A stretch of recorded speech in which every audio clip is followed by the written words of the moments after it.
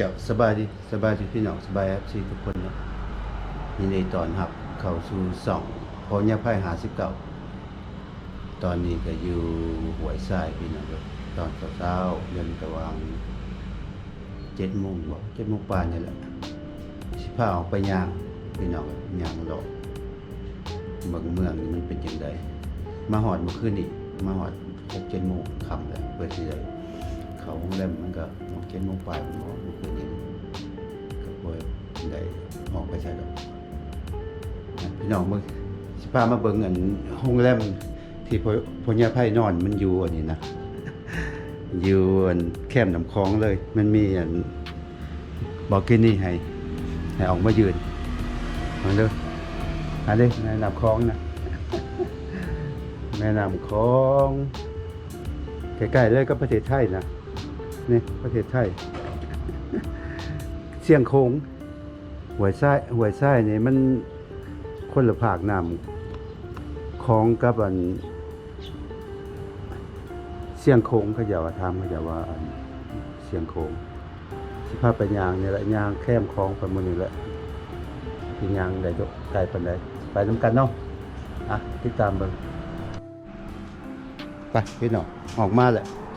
ไปย่างที่เช้าๆคนก็ยังบ่มีประมาณ7 โมงกว่าๆหน่อยหนึ่งนี่แหละอากาศมันเย็นพอดีงามพี่น้องบ่หนาวอยู่พี่นะเดี๋ยวมันสิหนาวอันนี้ถนนหนทางก็ได้ย่างไปทางพูนย่างไปไกลๆเนาะ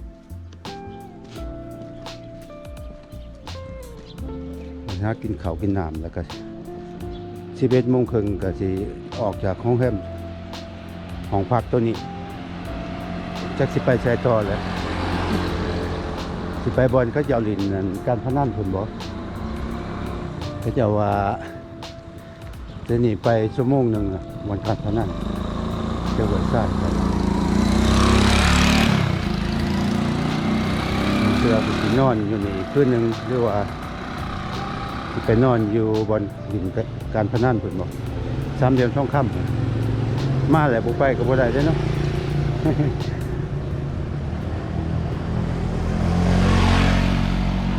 บ่เห็นบอลมันเจริญได้อยู่พุ่น3 เดือนท่องค่ำมีตึกสูงมีบอลลินการพนันนี่แหละเมืองห้วยทรายพี่น้องเลยแข่งบ่อแก้วอันทางเส้นนี้มันก็ทาง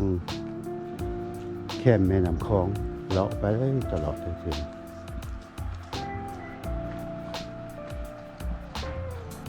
ไปย่างน้ำกันสิย่างจะไปได้ไกลปานใด ย่างเมืองถนนหนทางเมืองบ้านเมืองเพื่อนเขาเจ้ามันก็โอเคอยู่พี่น้องเลยแต่ผู้ใดมักมันไกลๆกับประเทศไทยน้ำคลองก็แคบๆอยู่นี่นะไม่ได้กว้าง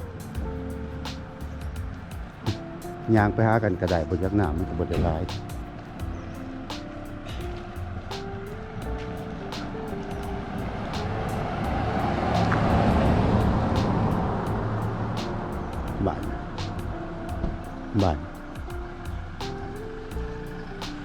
บ้านมงค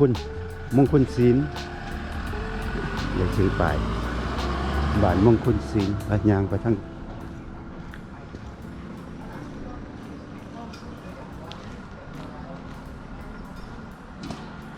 บ้านมงคลศีลอันนี้น้ำคลองกันแต่พี่น้อง มันเป็นดอนท่ากลางนะอย่างอยู่นี่นะดอนกันที่มีคนอยู่ที่ว่าบางต้นไม้ต้นยังบ่เห็นปานใด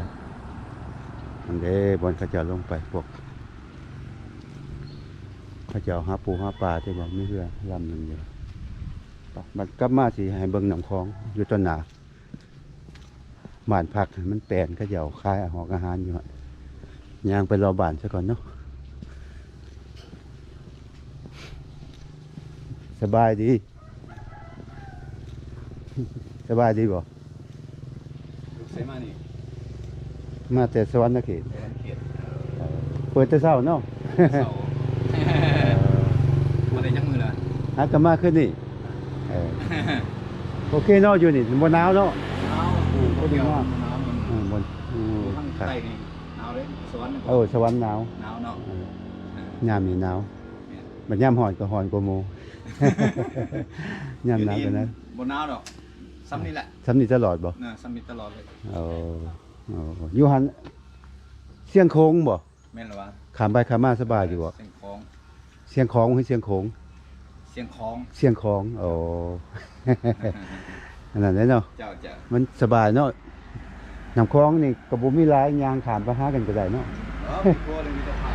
กลัวอยู่พุ่นเนาะอยู่พุ่นบ่กลัวหั่นอยู่ทางพุ่นบ่ ไต่คนแหละ โอเคขอบใจเด้อ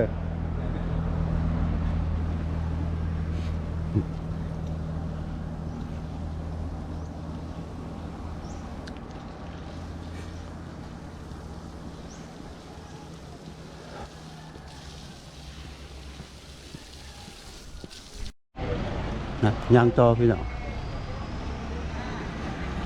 เอาบ้านพักสบายดีทีนี้ Hello Hello เอาบ้านthat's good พักสบายดี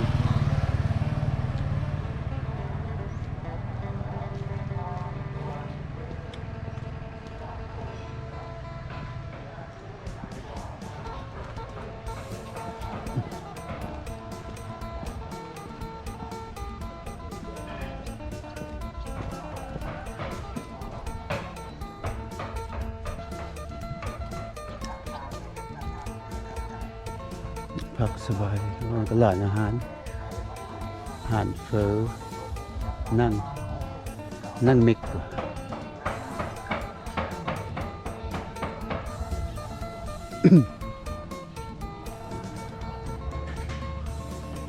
นี่จะบ้านพักพี่น้อง ปัญญาไพ่เลยจองตอนขี่รถมามันมืดอย่างมันหาอย่างมาโจจองหันบ่ได้เข้ารถไปบ่ฮอดรถตุกๆเขาเจ้ามันตายเลยก็เลย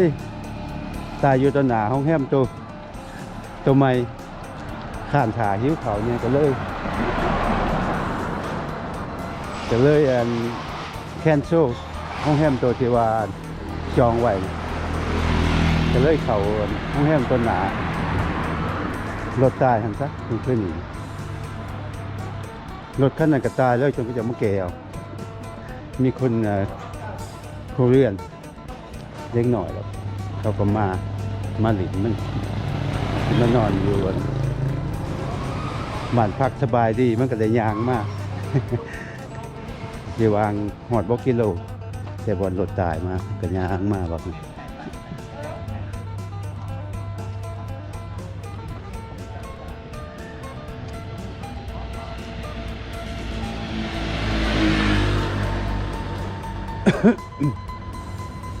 ก็บ่เห็นบ้านพักตัวจอกขึ้น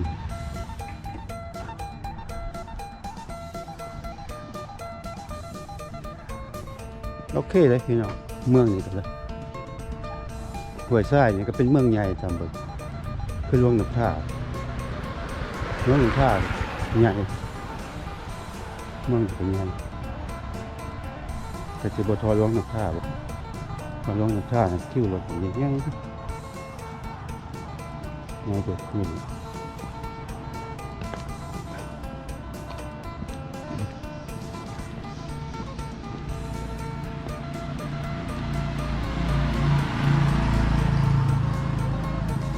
ถ้ามันตัวจองผมบ่เห็นหรอกไก่ปลานี่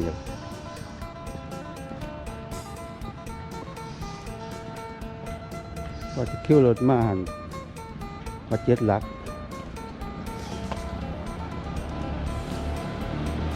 ไม่มูเห็น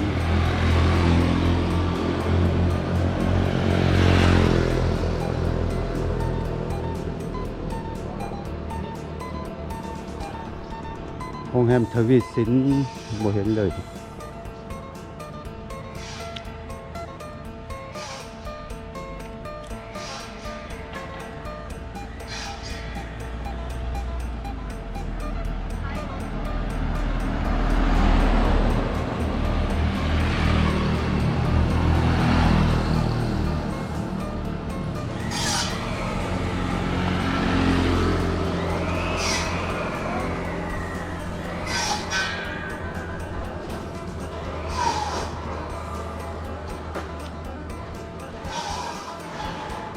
มีครัวขามไปใส่แล้วครัวมันเป็นความน้ำคลองครัว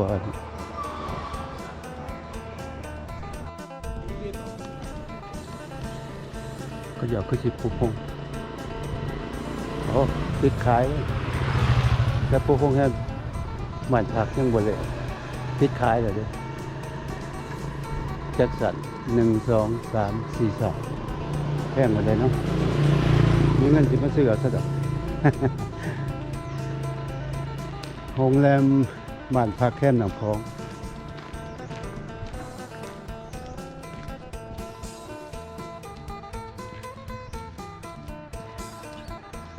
กับใหญ่ขอบใจโอ้ขอบใจ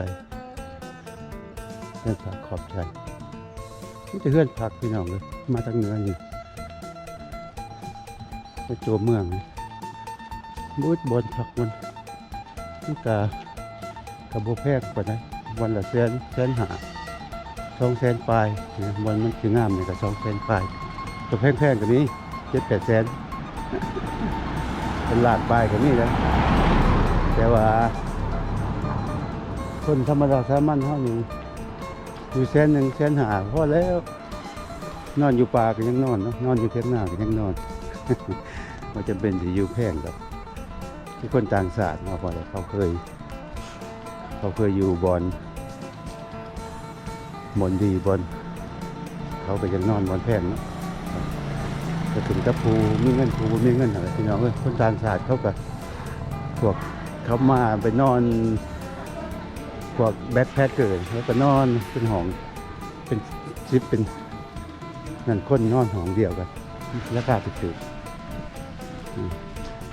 แต่ว่าคนลาวเขานี่ก็นอนบ่ได้นอนรวมกับเขาเลยกัน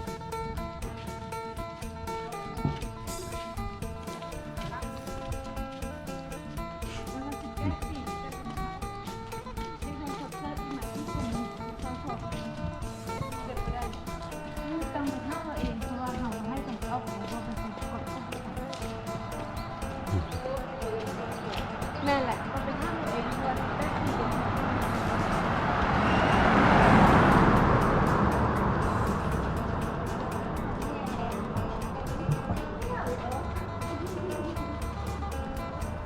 สบา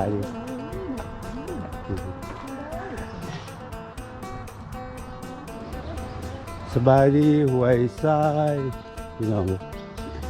แต่สาวๆฟ้ามันยังโมมียังคนกับโมมียัง7 โมงปลายอากาศพอดีงาม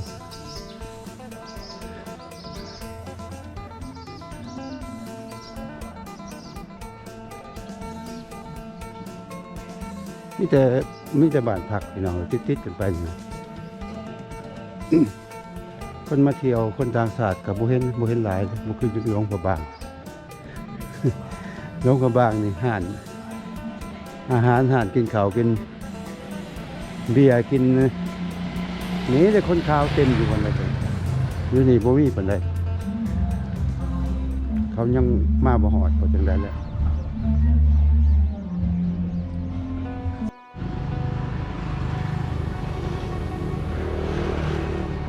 ตอนเช้าๆพี่น้องเอ้ย8 โมงปลายเล่นน้ำคลองอยู่เมืองอันห้วยทรายมันเป็นดอนทั้งกลางอะพี่น้องมันไม่มีน้ำไปอีกเบื้องนะแต่ว่าอันเบียวดิ่งอยู่บนกระสิเลี้ยวเห็นอยู่บนจังใดแล้วคลองมันซูมบ่ได้เป็นประเทศไทยน้ำคลองมันก็บอกมันทำมันมีดอนมันก็สิกว้างอยู่เพื่อโตอยู่มันมีดอนอยู่มันดอนอยู่ทางกลางดอนมันก็จะไม่มีคนอยู่หรอกโดยนี้กันเป็นไง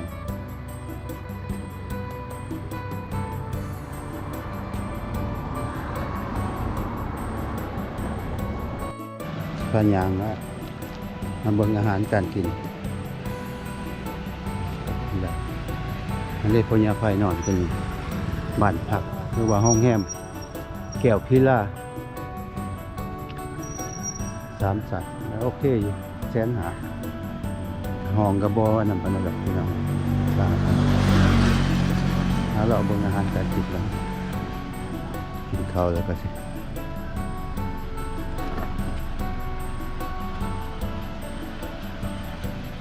ขายแต่เช้าเนาะ8 โมงเลยเนาะ 8 โมงปลายเลย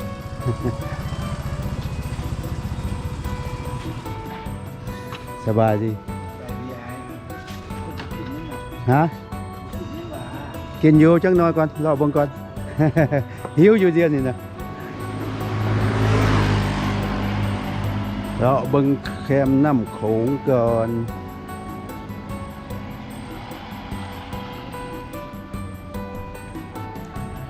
ก็จับไปนี่มันก็เปิดร้านหาสิ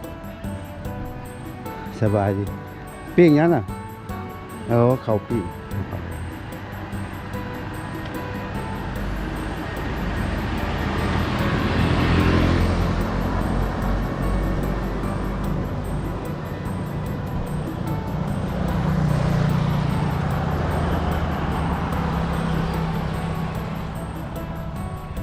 นี่แหละพี่น้องเอ้ยประมาณนี่แหละน้ำคลองอยู่ห้วยไส้ห้วยไส้มันเป็นห้วยไส้ว่าพิษเลยมันเป็นดอนทั้งกลางเลยทั้งฝุ่นมันก็มันไม่น้ำปานใดดอกพี่น้องเลยก็เจ้ามีเหือมีหยังก็เจ้าเอาเพื่อเอาคนไปท่องเที่ยวที่บอกนั่นนะถูกพระพุทธรูปง่ายๆน้ำก็ตื้นๆนะอันนี้ย่างไปก็ได้ไม่ได้เลิกนี่นะน้ำก็บ่ใช้หรอกพี่น้องน้ำขุ่นเพราะว่าน้ำคลองนี่เขาจะเอาไปเขื่อนใช่ไรเขื่อนที่จีนนะมันหา6 อันหรอบ่เป็นของประมาณนะพี่น้องเลยถ้ามันงานก็เก่าขอบมุกขอบใจหลายเลยที่มาเบิกอย่าลืมกดไลค์กดแชร์กดติดตามให้พญาไพเนี่ยเด้อแล้วสิไปใช้ต่อแหละยังได้อยู่อีกหลายมื้ออีกดอกพี่น้องเลยนะเจอกันคลิปหน้าเนาะบ๊ายบาย